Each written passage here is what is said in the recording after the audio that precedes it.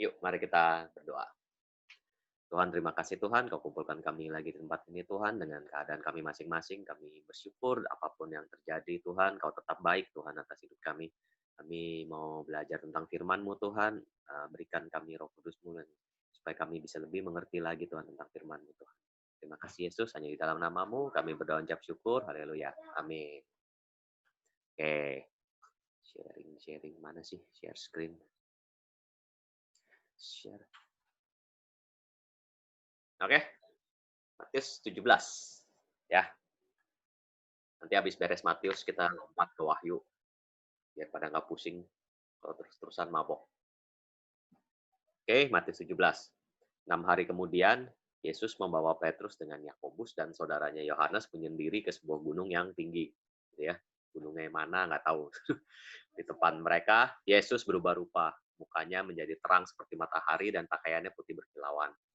Ini eh, banyak yang berpikir bahwa ini tuh nantinya tuh kalau kita nanti punya tubuh kemuliaan kayak gini, ya muka kita sebagai terang seperti matahari, pakaiannya putih berkilauan, suatu saat kita akan jadi kayak gini, gitu ya. Kemudian ketika ketiga pengikutnya itu melihat Musa dan Elia berbicara dengan Yesus. Lalu Petrus berkata kepada Yesus, Tuhan, sorry, kenapa saya pakai terjemahan BIMK ya? Sorry, sorry, sorry. Ya, Edpad, maaf, salah screen. Kata Petrus kepada Yesus, Tuhan, betapa bahagianya kami berada di tempat ini. Jika engkau mau, biarlah kudirikan di sini 3 kemah, satu untuk engkau, satu untuk Musa, dan satu untuk Elia. Kalau ada yang nanya kenapa Yesus pakai harus berubah berkilau-kilauan segala baru ketemu Musa dan Elia, karena hukum Taurat itu jelas melarang manusia berhubungan sama arwah orang mati. Itu jawaban paling straight gitu. Ya, Yesus kita percaya dia selama hidupnya nggak berdosa sama sekali dan dia nggak melanggar hukum Taurat satupun. Hukum Taurat itu bilang kita nggak boleh berkomunikasi sama arwah. Makanya dia berubah dulu jadi tubuh kemuliaan, agak cheating gitu ya. Tapi itu yang terjadi. Dia bukan sedang show off gitu ya. Dia bukan sedang pamer-pameran, tapi dia lakukan itu supaya dia nggak kena, nggak melanggar firman-Nya. Kira-kira begitu gitu ya. Ya, dia berbincang-bincang sama Musa dan Elia. Kenapa Musa dan Elia? Kira-kira nanti mungkin jawabannya ada di Wahyu, ada dua saksi, mungkin itu Musa dan Elia. Jadi sebenarnya firman Tuhan tuh nyambung semua kok. Oke. Dan tiba-tiba ia sedang berkata, turunlah awan yang terang menaungi mereka, dan di dalam awan itu terdengar suara yang berkata, inilah anak yang kukasihi, kepadanya lah aku berkenan, dengarkanlah dia. So, kita percaya ya, kalau kita nanti suatu saat meninggal, kita tetap hidup di dalam Yesus. Oke, jadi nggak usah takut meninggal. Mendengar itu tersungkurlah murid-muridnya dan mereka sangat ketakutan. Lalu Yesus datang kepada mereka dan menyentuh mereka sambil berkata, berdirilah, jangan takut. Ketika mereka mengangkat kepala, mereka tidak melihat seorang pun kecuali Yesus seorang diri. Jadi ini peristiwa yang murid-murid yang lainnya nanti baru tahu setelah Yesus berangkat ke sorga. Jadi ini cuman 3 orang yang tahu di sini. Gitu ya. Pada waktu mereka turun dari gunung itu, Yesus berpesan kepada mereka, jangan kamu ceritakan penglihatan itu kepada seorang pun sebelum anak manusia dibangkitkan dari antara orang mati. Lalu Yesus bertanya kepadanya, kalau demikian, mengapa ahli Taurat berkata bahwa Elia harus datang dahulu? Ya, jadi ini kalau kalian baca di Perjanjian Lama ada ayatnya kan, Elia akan membuat hati bapak berbalik kepada anak, anak balik kepada bapak. Itu mereka bicara tentang yang itu. Gitu. Jawab Yesus, memang Elia akan datang dan memulihkan segala sesuatu. Aku berkata kepadamu, Elia udah datang. Elia itu Yohanes Pembaptis ya. Orang tidak mengenal dia dan memperlakukannya menurut kehendak dia. Demikian juga anak manusia akan menderita oleh mereka. Pada waktu itu mengertilah murid Yesus bahwa ia berbicara tentang Yohanes Pembaptis. Ketika Yesus dan murid-muridnya kembali kepada orang banyak itu, datanglah seorang mendapatkan Yesus dan menyembah. Ya, jadi banyak banget ayat tentang Tuhan tuh disembah dan dia nggak nolak. Kalau manusia disembah, dia pasti nolak. Karena dia Tuhan, ya dia nggak nolak. Katanya, Tuhan kasihanilah anakku, ia sakit ayan dan sangat menderita. Dia sering jatuh ke dalam api dan juga sering ke dalam air. Aku sudah membawa ke murid-muridmu, mereka tidak dapat menyembuhkannya. Maka kata Yesus, hai kamu, angkatan yang tidak percaya dan sesat. Berapa lama lagi aku harus tinggal di antara kamu, berapa lama lagi aku harus sabar terhadap kamu. Bawalah anak itu kemari. Dengan keras Yesus menegur dia, lalu keluarlah setan itu daripadanya, dan anak itu pun sembuh seketika itu juga. Ya, jadi metode buat nyembuhin orang segala itu beda-beda, jangan distandarin. Di Alkitab banyak banget caranya, nggak bisa main asal copy. Kita banyak doa, Roh Kudus akan kasih kita pengertian, gitu ya. Kemudian Yesus datang dan ketika mereka sendirian dengan dia, bertanyalah mereka, "Kenapa kami tidak dapat mengusir setan itu?" Kan orang bingung gitu ya. Dia berkata pada mereka, "Karena kamu kurang percaya. Sebab aku berkata kepadamu, sesungguhnya kiranya kamu mempunyai iman sebesar biji sesawi saja, kamu dapat berkata pada gunung ini, pindah dari tempat ini ke sana, maka gunungnya akan pindah, dan tidak akan ada yang mustahil bagimu. Jenis ini tidak dapat diusir kecuali dengan berdoa dan berpuasa." Oke, itu harafiah semua kok. Oke. Dan nanti kalau kalian suatu saat ketemu setan nggak bisa diusir, belum tentu juga kuncinya berpuasa, belum tentu. Gitu ya. Tapi puasa itu penting dan bagus, lakuin aja. Gereja kita kan sebenarnya rutin tuh seminggu sekali harus puasa. Puasa itu baik kok. Ya, bedain puasa sama diet ya, jangan disamain. Diet ini puasa gitu. Pada waktu Yesus dan murid-muridnya bersama-sama di Galilea, ia berkata kepada mereka, "Anak manusia akan diserahkan ke dalam tangan manusia. Mereka akan membunuhnya dan hari ketiga ia akan dibangkitkan." Maka hati murid-murid itu pun sedih sekali.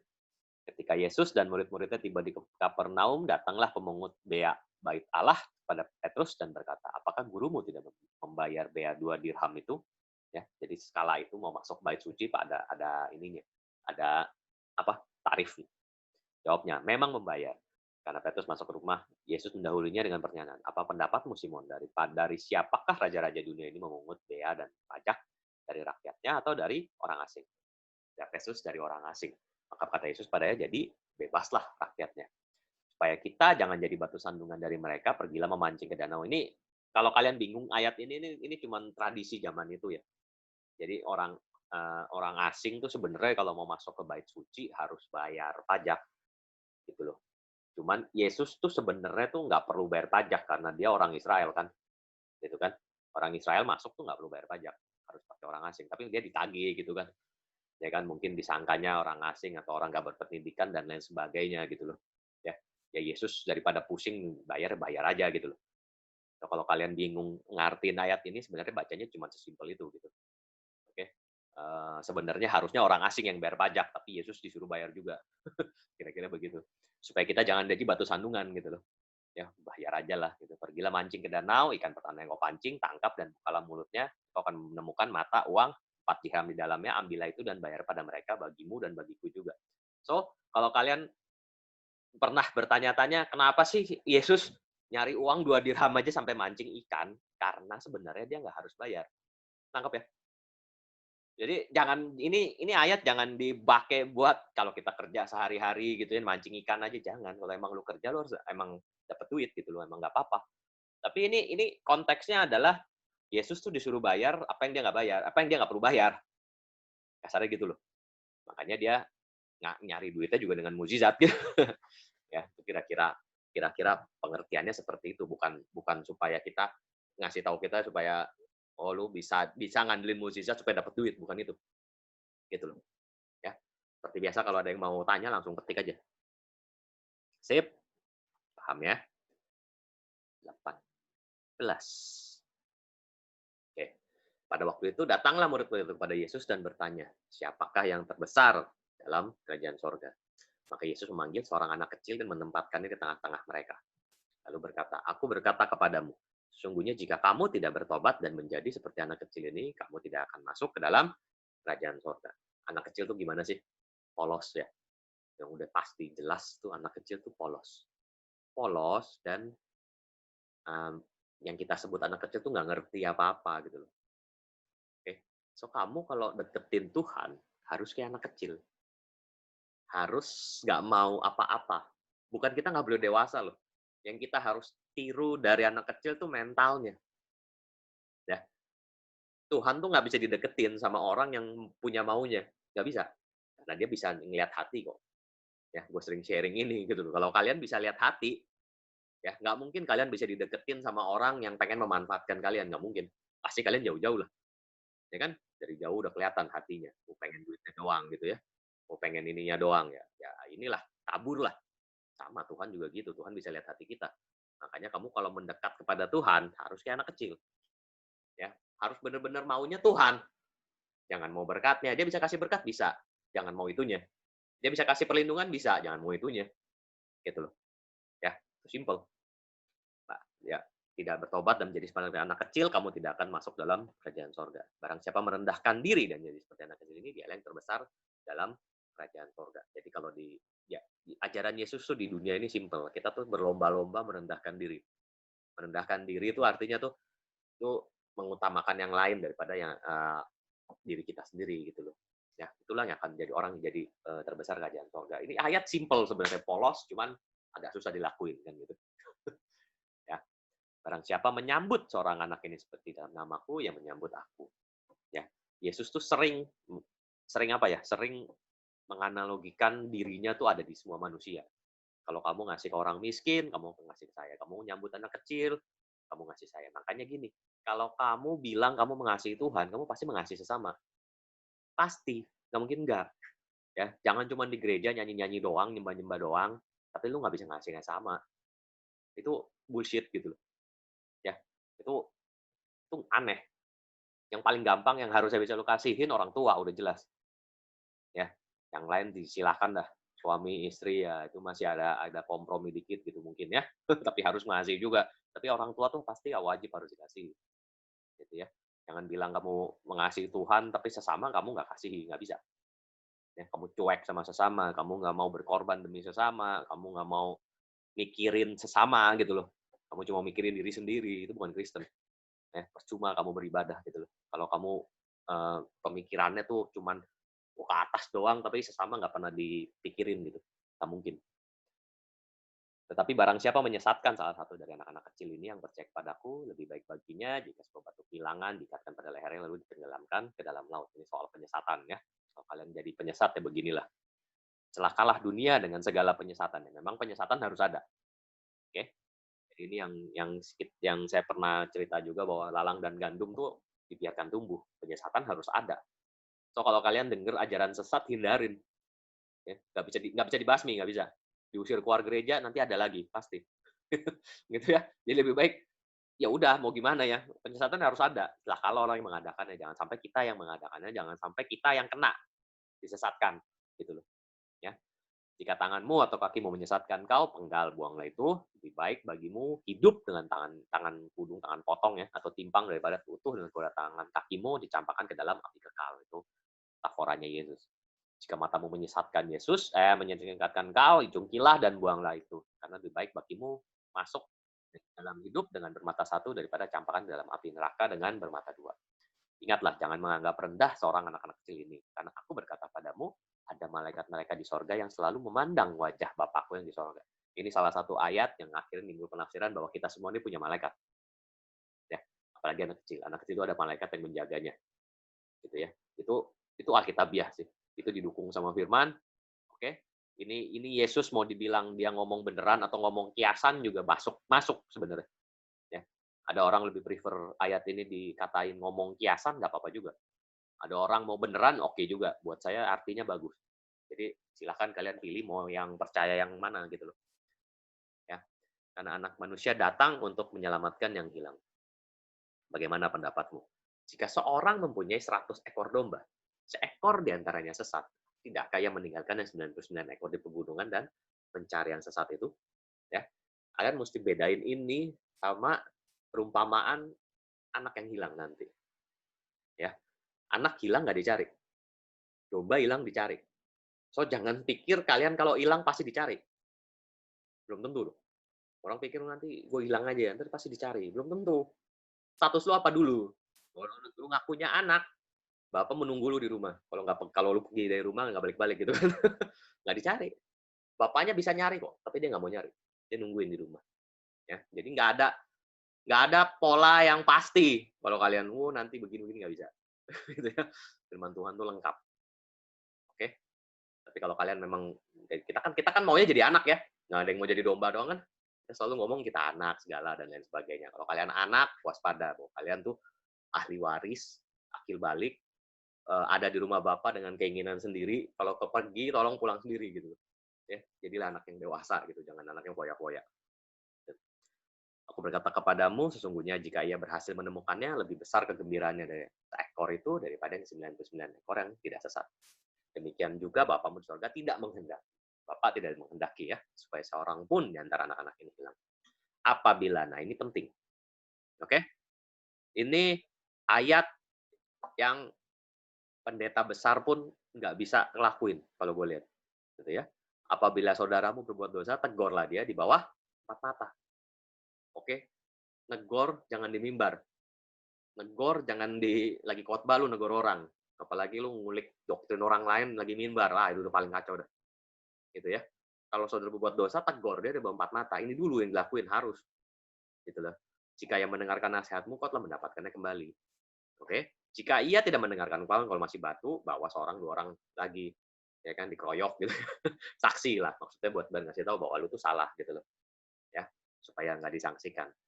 Jika ia juga nggak mau mendengarkan mereka, sampaikan kepada jemaat. Nah, ini sampaikan kepada jemaat juga buat diri sendiri. Artinya gini, hati-hati, itu orang udah saya tegur, 4 mata udah, rame-rame udah, dia masih nggak mau berubah, hati-hati sama dia, ajarannya sesat. Hati-hatinya begitu, gitu loh.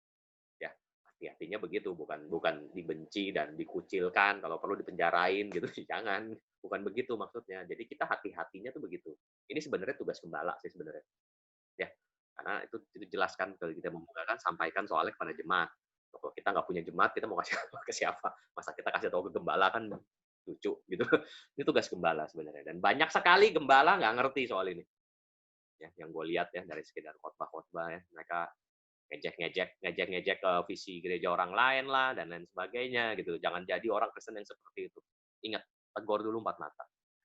Ya, aku berkata kepadamu, sesungguhnya apa yang kau ikat di dunia ini akan terikat di sorga, apa yang kamu lepaskan di dunia ini akan terlepas di sorga. Ini yang ayat yang gue pernah bahas ya, tentang kunci sorga. Dan lagi aku berkata kepadamu, jika 2 orang padamu sepakat meminta apapun juga, permintaan mereka itu akan dikabulkan Bapakku yang di sorga. Tapi mana orang, siapa itu? Mute dulu. Hihi. Sebentar ya.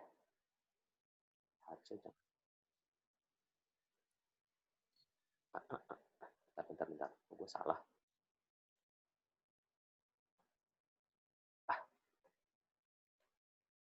Oke. Sampai mana tadi? Akan terlepas di sorga. Dan aku berkata kepadamu, jika 2 orang dari dunia ini sepakat meminta apapun juga, permintaan mereka itu akan dikabulkan oleh Bapakku yang di sorga. Sebab di mana 2-3 orang berkumpul dalam namaku, di situ aku ada di tengah mereka. Mohon ngerti ya, semua permintaan yang kalian lakuin tuh yang akan dipenuhi oleh Bapa, sifatnya yang bukan memenuhi keinginan daging sendiri. Gitu ya. Itu bertentangan dengan Alkitab. Kalau kalian pengen minta 2-3 orang asal sepakat, semua dikabulin, tapi yang termasuk keinginan daging yang enggak juga. Ya.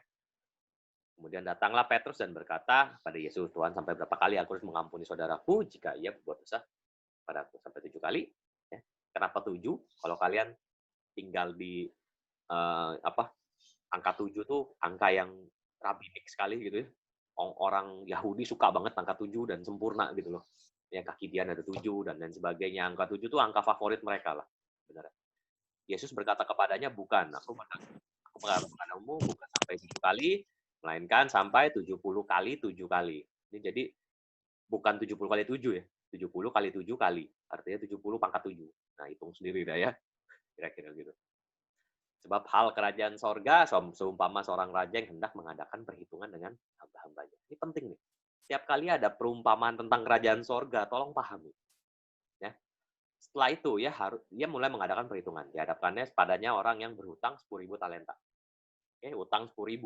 Orang itu nggak mampu lunasin, raja akhirnya memerintahkan supaya dijual. Anak istri jual buat bayar utang. Ya kan? Hambanya minta belas kasihan. Sabar, hutang pasti lunas. Maka akhirnya rajanya tergerak oleh belas kasihan hamba itu.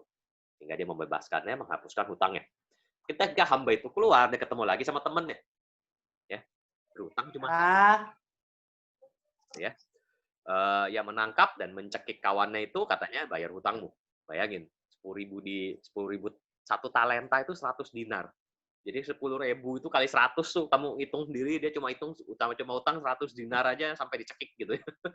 Sampai gawat banget. Maka sujudlah kawannya itu bermohon kepadanya, sabarlah dulu, hutangmu akan dilunaskan. Ia menolak, menyerahkan kawannya itu ke dalam penjara. Oke. Melihat itu, kawan yang lain itu sangat sedih, menyampaikan apa yang terjadi itu kepada tuan mereka. Raja itu menyuruh memanggil orang itu dan berkata kepada adanya hai hamba yang jahat, seluruh hutangmu sudah kuhapuskan karena engkau memohonkannya padamu. Bukankah kau harus mengasihi kawanmu seperti aku telah mengasihi engkau? Marahlah tuannya, menyerahkannya pada algojo sampai dia melunaskan seluruh hutangnya. Maka Bapakku yang sorga juga akan berbuat demikian kepada kamu apabila kasih kamu masing-masing tidak mengampuni saudaramu dengan segenap hatimu. So, pengampunan itu wajib. Oke? Kalau kamu tidak mengampuni saudaramu yang bersalah kepada kamu, kamu doa minta ampun ke Bapak juga nggak diampunin. Kan bahaya tuh. Ya. Mana sih?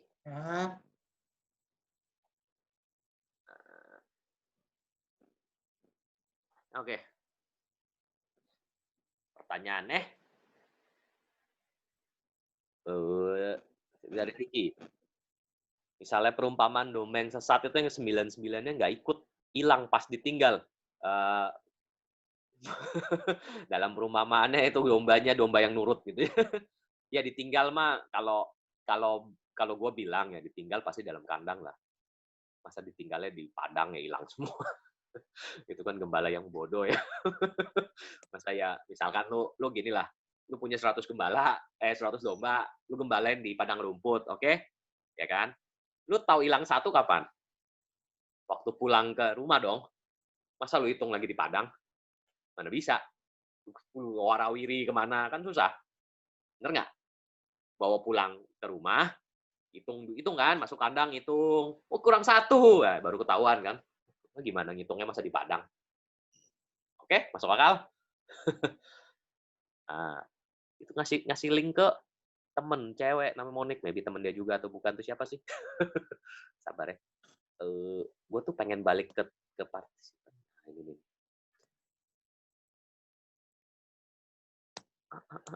ASEAN siapa sih? ASEAN? Kok gue nggak bisa?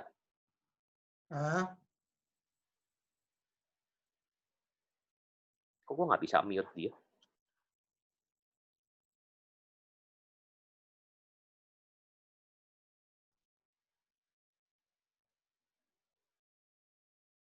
Oke.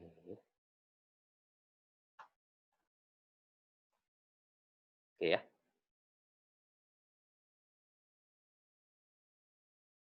Gua ya udahlah. Tapi gue maksudnya gue mau balik ke chatting screen itu nggak bisa. Bentar.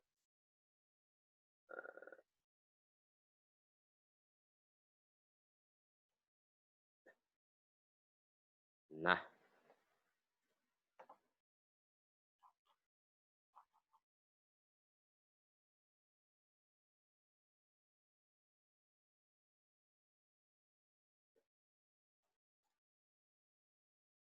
ya sudahlah. Oke, lanjut ya. Sorry, sampai Matius berapa tadi?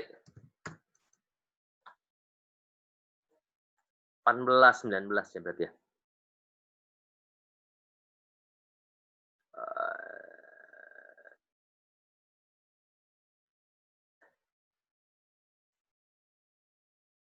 Oke, sorry. Ganggu sedikit. 19 ya.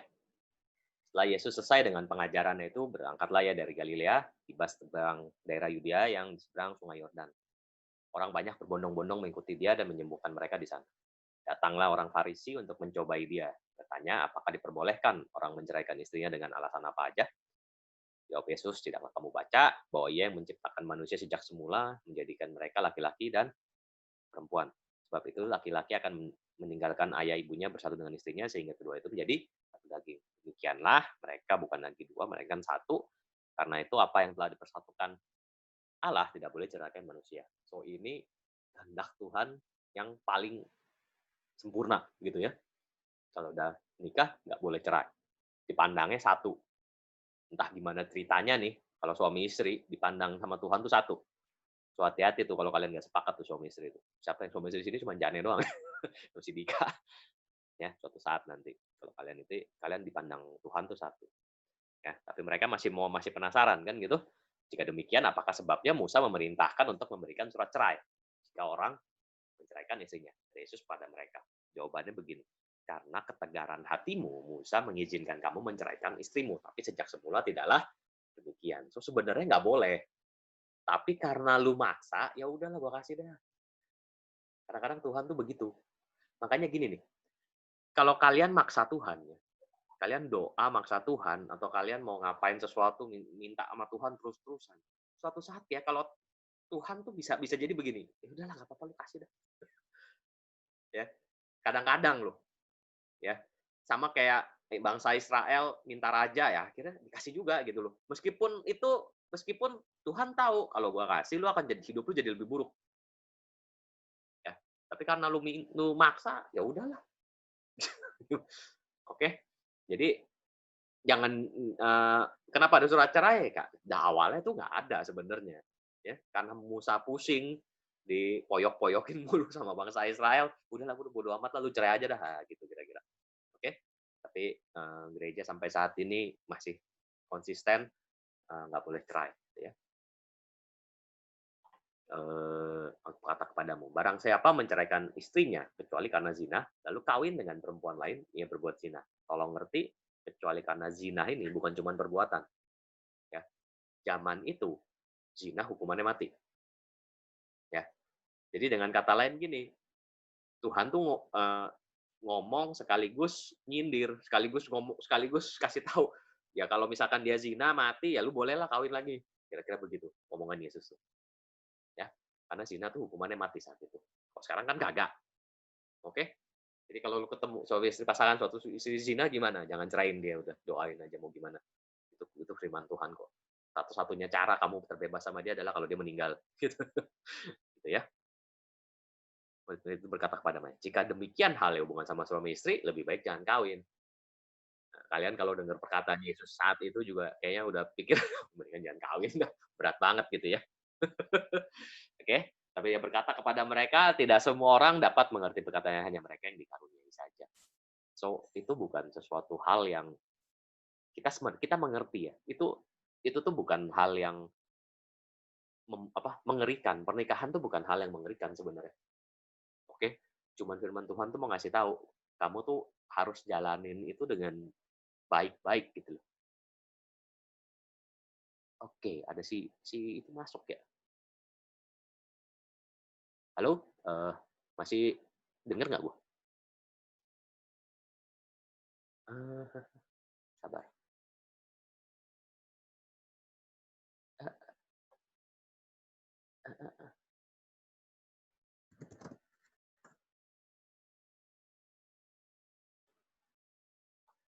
Gua putus ya?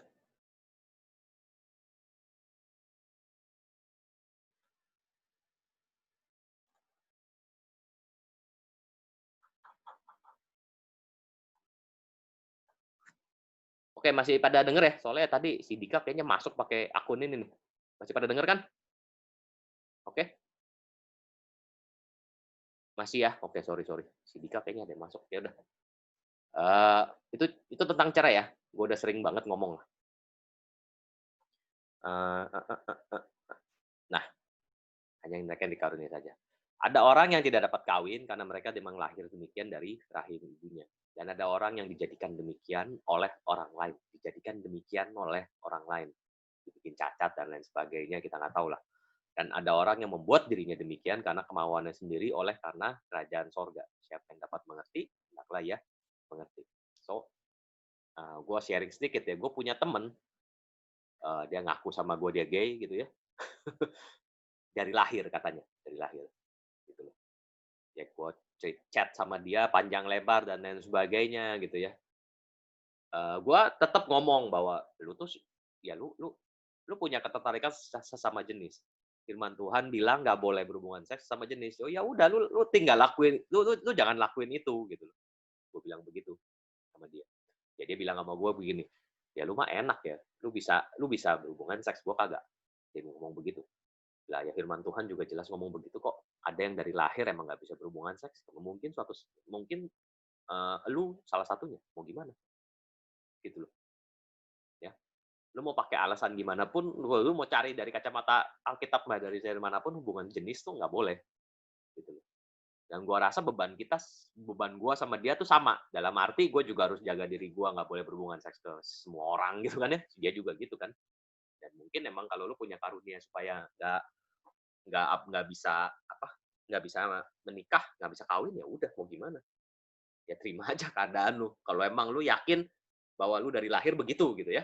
Kecuali kalau lu begitu gara-gara sakit hati dan lain sebagainya, mari kita pulihkan. Tapi dia ngakunya sama gua tuh eee, dari lahir. So firman Tuhan tuh sebenarnya bisa dipakai buat jawab segala macam pertanyaan begitu gitu. Ya, kalau ada yang merasa begitu dari lahir, ya udah jangan kawin, mau gimana? Ya, karena emang lahir demikian nggak bisa kawin, ya mau diapain? Oke, kamu kok gitu, nggak adil. Loh, life life is not fair. Dari sejak lahir, kita tuh nggak pernah ada keadilan. Ada yang lahir di keluarga miskin, ada yang lahir di keluarga kaya, ada yang lahir di tengah-tengah perang. Betul nggak? Ada yang lahir di got. Gimana mau lu bilang adil? Ya, kalau lu berpikir adil kita, nah, harusnya Tuhan kasih kita semua adil, enggak. Keadilan Tuhan ya begitu, gitu loh. Ngasih sesuai proporsinya. Nggak bisa kita bilang Tuhan nggak adil dengan cara nyiptain gue begini dan lain sebagainya. Kalau lu yakin lu diciptain begitu, lu harus cari apa, rencana Tuhan atas hidup lu, itu yang lebih penting. Kalau emang lu dibikin seperti itu, siapa tahu lu buat berkhotbah ke yang sesama lu kan bisa juga, dan lu mengenal Tuhan gitu, ya. So itu, gereja harusnya nggak tutup mata nih sama orang-orang yang begini. Harusnya, tetap, menerima gitu, ya. Lalu orang membawa anak-anak kecil pada Yesus, meletakkan tangan atas mereka, mendoakan mereka. Murid-muridnya memarahi orang-orang itu, gitu ya. Anak kecil tuh kan nggak tahu apa-apa, ngapain lu doain? Nah, kira-kira begitu marahnya ya. Yesus berkata, biarkan anak-anak itu, jangan menghalangi mereka datang kepadaku, sebab orang-orang seperti itulah yang mempunyai kerajaan sorga. Lalu ia meletakkan tangannya atas mereka, kemudian berangkat dari situ. Salah seorang datang pada Yesus, guru perbuatan baik apakah yang harus keperbuat untuk memperoleh hidup yang kekal? Ini juga ayat terkenal banget. Jawab Yesus, apakah sebabnya engkau berkatanya padaku tentang yang baik? Hanya satu yang baik. Tapi jika engkau ingin masuk ke dalam hidup, turutilah segala perintah Allah. Gitu ya. Orang itu berkata kepadanya, perintah yang mana? Ditantang lagi Yesus gitu ya. Jangan membunuh, berzina, mencuri, jangan berdusta. Itu hukum Taurat semua. Hormati ayah ibu, kasih sesamamu manusia seperti dirimu sendiri. Oke? Kata orang muda itu kepadanya, semuanya itu telah kuturuti. Apalagi yang kurang. Kata Yesus kepadanya, jika engkau hendak sempurna, pergilah, jualah segala milikmu, berikanlah kepada orang miskin, maka engkau akan beroleh harta di sorga, datanglah kemari, dan ikutlah aku. Orang muda mendengar perkataan itu pergi dengan sedih, sebab banyak hartanya. Ya, ini kasus, tolong juga jangan digeneralisir. Ya, Abraham kaya, Ishak kaya, kaya banget. Tapi yang diminta Tuhan dari Abraham bukan harta. Kalau Abraham diminta hartanya, dikasih semua, gue yakin. Tapi dia minta siapa? Ishak. Ya. So jangan pikir ini berlaku buat kita semua, kita juga harus enggak. Apa yang lu pegang lebih dari Tuhan, nah itu yang diminta sama Tuhan. Kira-kira Tuhan begitu tuh, susah kan? Apa yang lu sekarang lu pegang lebih dari Tuhan, nah itu yang biasanya diminta sama Tuhan. Kalau lu nggak pegang harta lu nggak akan diminta harta, ngapain? Ya. Tuhan tuh bilang kan kita harus lepasin semua ikut Yesus. Nah itu benar-benar semua tuh itu. Semua tuh maksudnya semua yang lu pegang lebih dari Tuhan. Ya, bukan artinya kita nggak boleh punya harta, bukan. Ya. Ya ini pendapat gue sih. Kalau kalau anak muda ini ya ngikutin perintah Yesus, gue yakin hartanya juga pasti kembali. Itu keyakinan gue. Ya, dia jual, dia kasih ke orang miskin dan lain sebagainya, dia ikut Yesus, gue yakin hartanya balik. Ya Tuhan sumber hartanya kok. Ya kan? Dia lepas sumbernya, mempertahankan hartanya, itu kan lucu sebenarnya. Tapi mohon ngerti, ini perintah ini kalau kalian baca ya, pada kita semua beda-beda. Gitu loh. Ya, nggak melulu harta, kebetulan contohnya harta. Ya. Jadi apa yang kalian pegang lebih dari Tuhan. Nah, itu yang pelan-pelan kita harus lepasin gitu loh. Ya. Nonton Korea gitu kan kira-kira. Yang masing-masing punya lah itu. Ya. Yesus berkata kepada muridnya, aku berkata kepadamu, sesungguhnya sukar sekali bagi seorang kaya untuk masuk ke dalam kerajaan surga. Lebih mudah seekor unta masuk melalui lubang jarum daripada seorang kaya masuk ke dalam kerajaan Allah. Kaya itu maksudnya ya mereka yang menganggap dirinya kaya. Ya, kalau kalian ingat ucapan bahagia di Matius 5, berbahagialah mereka yang miskin di hadapan Allah. Maka dia mempunyai kerajaan surga. Orang kaya ini merasa dirinya kaya di hadapan Allah. Nah, itu yang susah tuh. Kalau kalian merasa kalian kaya di hadapan Allah, itu susah banget masuk surga. Karena kalian berpikir kalian punya sesuatu lebih daripada Tuhan. Nah, itu kan lebih ngaco gitu loh. unta masuk lubang jarum, kalian udah banyak denger khotbahnya lah ya, gua nggak usah jelasin lagi. Ketika murid-murid mendengar itu sangat gempala mereka dan berkata, "Jika demikian, siapa yang dapat diselamatkan?" Ya. Kenapa murid-muridnya gempar? Nah, itu orang muda tuh kayaknya udah ngelakuin hukum Taurat dan lain sebagainya, lebih kaya dari gue gitu ya, lebih rohani kira-kira semuanya udah dilakuin, masih nggak masuk surga juga gitu. Makanya mereka gempar. Ya. Tapi Tuhan bilang buat manusia tuh nggak mungkin, tapi buat Tuhan mungkin. Ini yang kita percaya bahwa Tuhan tuh punya konsep tuh penebusan namanya. Ya, kita ditebus, kita lakukan segala sesuatu demi Tuhan. Lalu Petrus menjawab dan berkata pada Yesus. Petrus yang sedikit nangkep apa maksud Yesus. Kami ini telah meninggalkan segala sesuatu dan mengikut Engkau. Apakah yang akan kami peroleh? Yesus berkata kepada aku berkata kepadamu, sesungguhnya pada waktu penciptaan kembali, ya, jadi nanti ada waktu penciptaan kembali. Setelah bumi dan langit ini hancur, akan ada langit baru, bumi baru. So ada masa di mana penciptaan kembali tuh. Ya. Ada masa penciptaan kembali, anak manusia bersemayam di atas tata kemuliaannya, itu second coming, kita percaya. Kamu yang telah mengikut aku, kita semua gitu ya, akan duduk juga di atas 12 tata untuk menghakimi ke-12 suku Israel. Nah, ini yang namanya kita menghakimi bersama Yesus. Oke? Nah, kalau kalian nggak pengen ikutin ya, jangan ikut Yesus gitu. Ya. Jadi kita akan menghakimi. Menghakimi siapa? Itu gue juga masih agak kurang jelas sebenarnya jawabannya apa. Tapi kita akan menghakimi bersama Tuhan. Pada waktu nanti juga ada event yang namanya penciptaan kembali. Ya, langit baru, bumi baru, kita akan tinggal di sana nantinya gitu loh. Ya.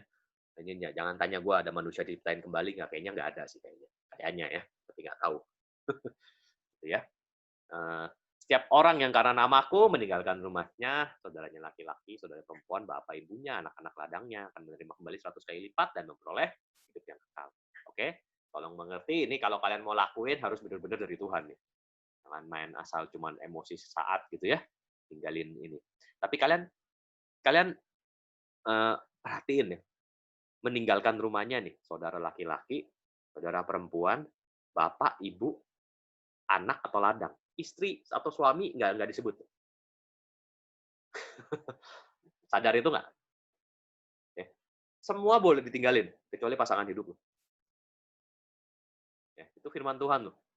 So, kalau kalian udah bener-bener memutuskan menikah untuk dengan satu orang ya, berjanji hidup semati selama-lamanya, itu di hadapan Tuhan nggak bisa dipisahin. Ya. Lu ada suami misalkan dapat firman ninggalin istri ke pedalaman, salah, udah pasti salah. Istrinya harus dibawa, anak-anaknya tinggalin nggak apa-apa. Itu firman Tuhan. Ya. Sedalam itu dan sepenting itu Tuhan menganggap perkawinan. Dua manusia yang udah bersatu nggak boleh dipisahin. Tuhan nggak akan pisahin. Kalau Tuhan kasih mereka rencana Tuhan, pasti ya dijalanin berdua. Khusus suami istri ya. Kalau kalian masih lajang, masih bebas. Mau ngapain juga silakan. Gitu. Suami istri, kalian harus bareng. Harus bareng. Ini penting, ini dasar banget buat suami istri. Karena kadang-kadang jujur aja ya, ada suami dapat apa, istri nggak dukung, dibilangnya istri salah. Hati-hati tuh.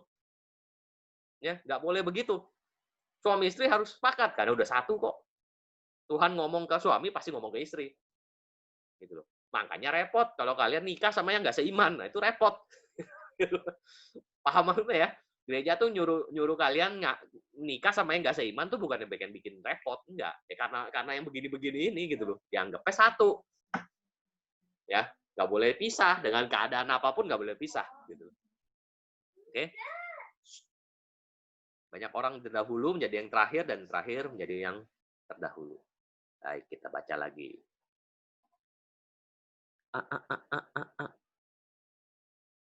Apa lagi? Udah ya? Anak, oke.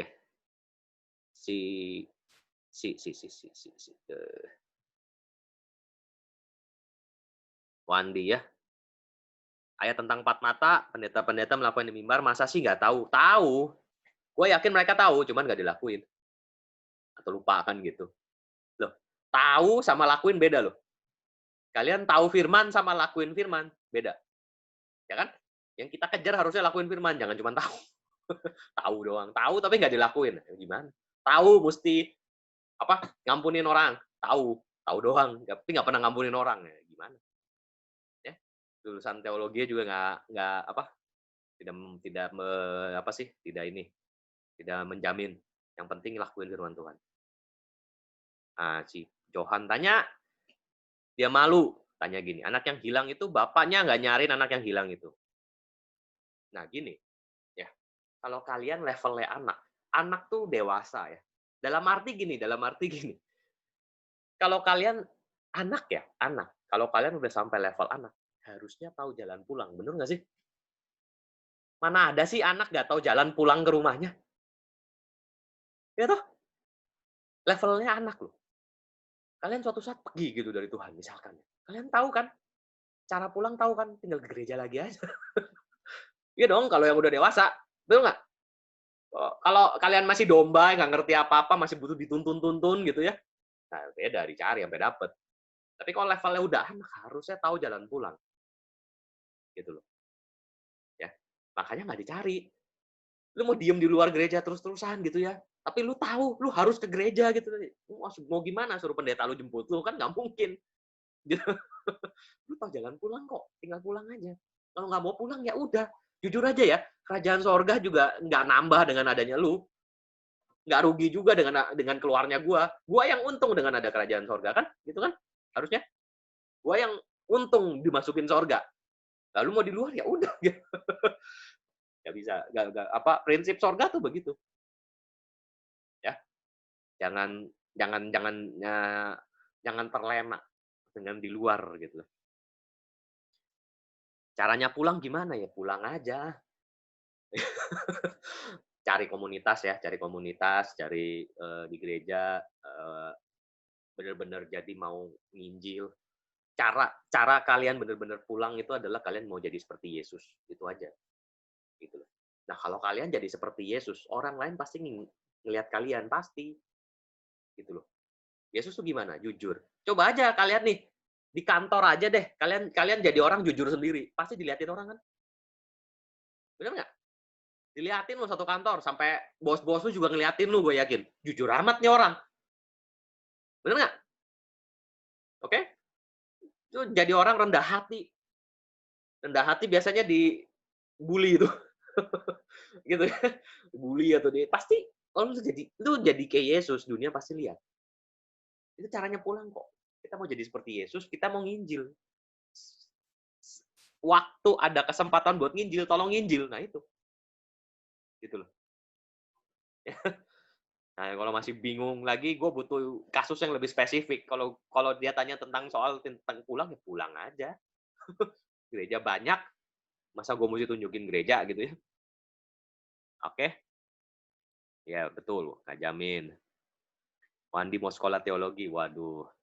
Masih bisa satu ayat lagi ya, satu pasal lagi ya, biar oke ya. Tentang suami istri, ini ya, paham ya. Jangan sampai nanti suami sekalian jadi suami istri, satu suami ibu ini. Wah, dia salah, istri nggak denger, nggak boleh. Oke, nggak boleh. Dua-duanya harus denger. Itu syarat. Itu syarat. Semua boleh tinggalin, kecuali suami sama istri nggak boleh. Ya, hati-hati tuh. Bab, jujur ya, ada pendeta loh khotbah begitu loh. Gue mesti ninggalin istri gue. Ada loh, gue pernah denger. Pendeta loh itu di mimbar gitu kan, ngaco banget. Oke, Matius 20. Ini hal kerajaan sorga. Perhatiin, kalau kalau hal kerajaan sorga udah diomongin di Alkitab, tolong bener-bener dipahami, apa sih, dilakuin gitu loh. Ya, kerajaan sorga seperti orang tuan rumah, pagi-pagi bener, subuh, keluar cari pekerja. Ya kan? Setelah ia sepakat dengan pekerja, upahnya sedinar sehari, dia menyuruh mereka ke kebun anggurnya. Lalu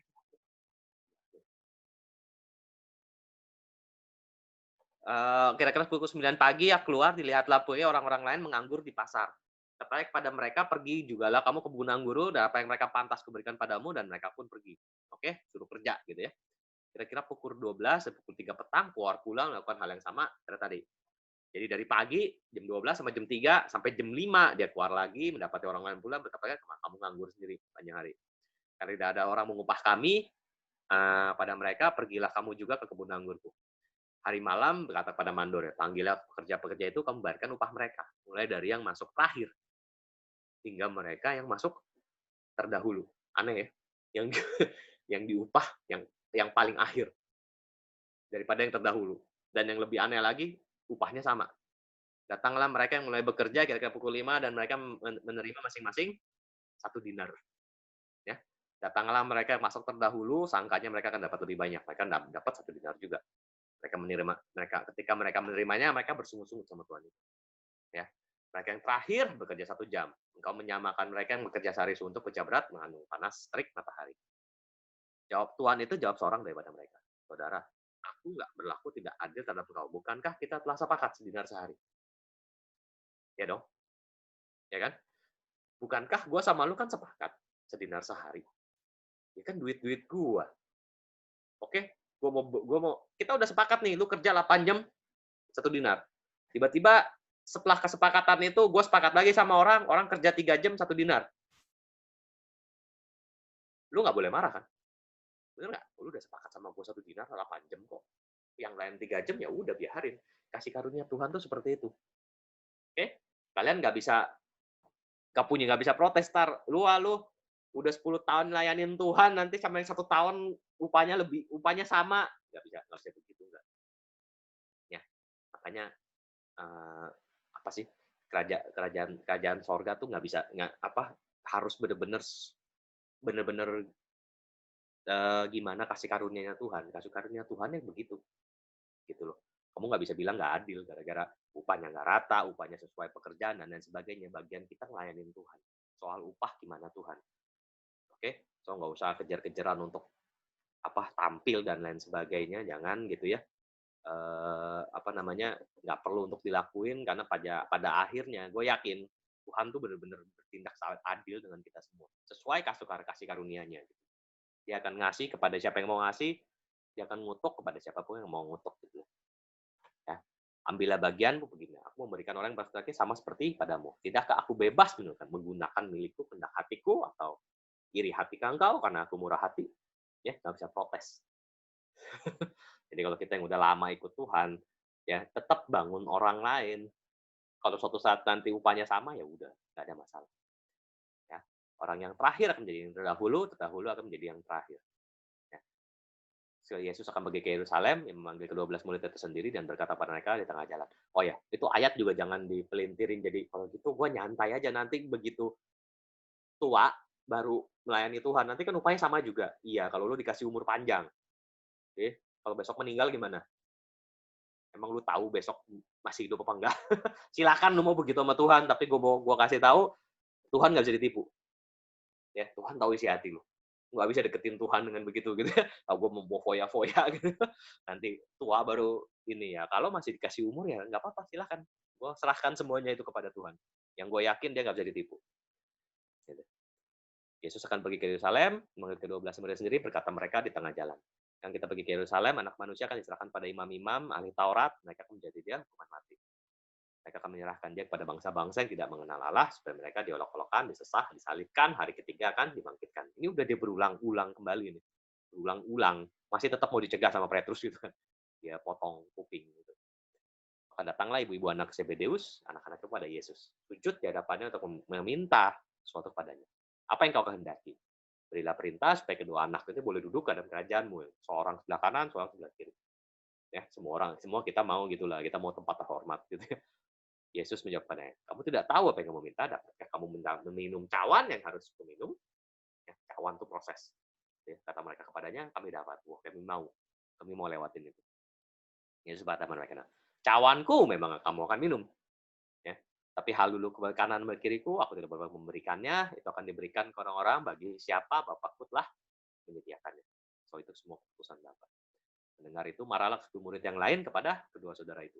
Ya, karena ya tinggi hati lah gitu loh. Yesus memanggil mereka berkata, kamu tahu, pemerintah bangsa-bangsa memerintah rakyatnya dengan tangan besi, pembesar-pembesar menjalankan kuasanya dengan keras atas mereka. Tidaklah demikian di antara kamu, barang siapa yang ingin jadi besar di antara kamu, hendaklah ia menjadi pelayanmu. Ini kalau diterapin di gereja, luar biasa nih.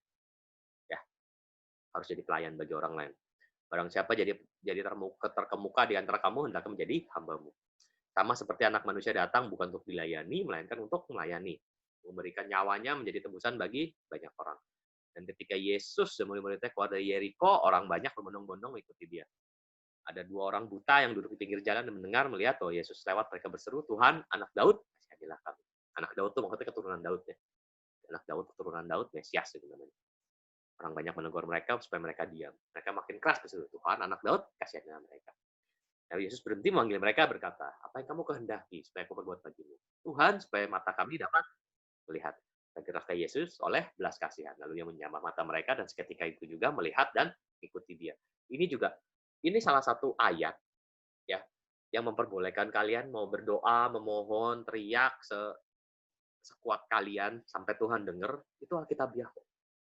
Ada yang bilang doa jangan maksa-maksa. Ya. Ada yang bilang doa jangan ini. Tapi kalau kalian ketemu orang yang doanya sama terus tahunan gitu ya, itu kalau kalau gue sih nggak akan ngelarang. Ya gue akan kasih tahu dia gitu ya. Siapa tahu lu doa bukan bukan yang baik gitu loh. Tapi kalau emang dia masih beriman seperti itu dan dia ikut Tuhan dengan baik gitu ya, dia masih doain itu, silakan aja sebenarnya. Dasar firman-nya ada kok. Orang ini Yesus lewat, Yesus tuh nggak mau nyembuhin mereka sebenarnya, karena mereka teriak kan. Makanya Yesus mau nyembuhin mereka gitu loh. Oke? So, iman tuh kalian nggak bisa hakimin. Makanya jangan hakimin doa orang, ya. Doanya kependekan, doanya ulang-ulang, doanya kepanjangan, dan lain sebagainya. Jangan dihakimin tuh. Nggak bisa. Iman nggak bisa kalian hakimin. Perbuatan yang bisa. Ya, kita koreksi itu perbuatan aja gitu. Ya. Makanya kalau lu di mimbar jadi pendeta ya, lu koreksi iman orang lain nggak bisa. Koreksi doktrin orang lain nggak bisa. Nah, kalau dia nyolong, lu omongin, nah itu bisa. Gitu loh. Perbuatan yang benar-benar yang bisa kita koreksi, bukan iman. Ya, jadi stop kita ituin menghakimi iman orang gitu loh. Itu nanti bagiannya Tuhan. Oke. Ada lagi. Asik, nggak ada umroh apa haji, ya ampun. Oke. Minggu lagi kayaknya beres. Ini udah Matius 20. Ya, ada lagi yang mau tanya? Kalau nggak udah beres, kita boleh ngobrol-ngobrol. Saya, ada lagi? Mau tanya? Kalau nggak sudah beres, kita beres lebih cepat hari ini, nggak ada masalah. Kalau pendeta perbuatannya jelas-jelas salah, gimana ya? Kasih tahu dia. Ya, kalau lu punya channel ke dia, kasih tahu dia, ya kan? Kalau ada orang yang perbuatannya benar-benar salah nih, pakai ayat yang tadi tuh, lu tuh tegur 4 mata, ya kan? 4 mata sama pendeta gitu, mau tegur. Makanya ini yang gue juga ngomong ya, eee, bawahan tuh nggak bisa ngubah atasan, anak nggak bisa ngubah orang tua. Jadi kadang-kadang emang kayak gitu tuh susah dah, ya. Ayat yang tadi kalian baca kan juga kan, habis lu tegur baru sampein ke jemaat, itu sebenarnya buat pendeta gitu. Ya, sebenarnya ya kita yang udah kelihatan dia lakuin hal kesalahan, ya jangan ditiru lah. Kalau lu bisa bisa ubah, bisa, silakan cobain, tapi dengan sesuai firman Tuhan ya, jangan malu-maluin dia, jangan lu posting di Instagram gitu, jangan, itu bahaya itu, gitu. Ya, mesti kasih tahu dia. Kalau emang nggak bisa lagi, nggak bisa berbuat apa-apa, ya udah minimal diri sendiri jangan ini kan, diri sendiri atau orang terdekat kita kasih tahu, gitu loh. Ya, ya sadly but truth ya, banyak pendeta yang begitu gitu. Gua ngerasain juga kok. Dari gua masih di youth gitu sampai sekarang ada aja, mau diapain. Ya. Tapi kalian jangan kecewa sama pendeta yang perbuatannya salah. Ya, jangan. Ya, ya kalau itu di gereja lu gitu ya, ya kalau menurut gua sih ya setahan-tahan lu lah, kalau lu nggak bisa tahan ya mau gimana lagi.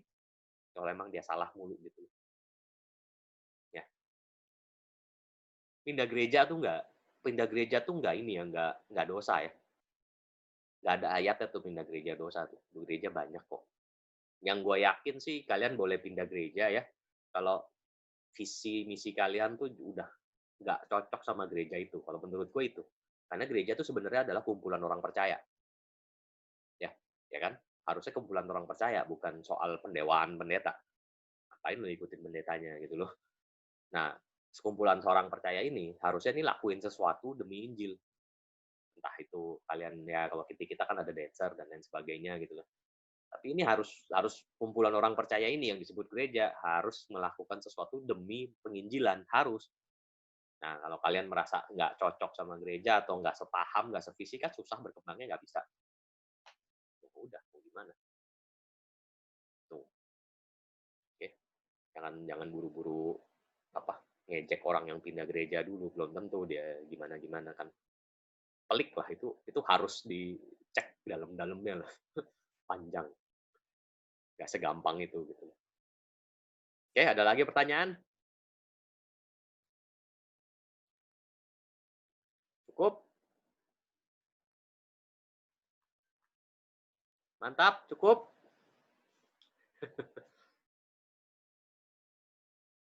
Oke. Ya mau ngobrol silakan keluarin videonya kek. Itu ASEAN siapa ya?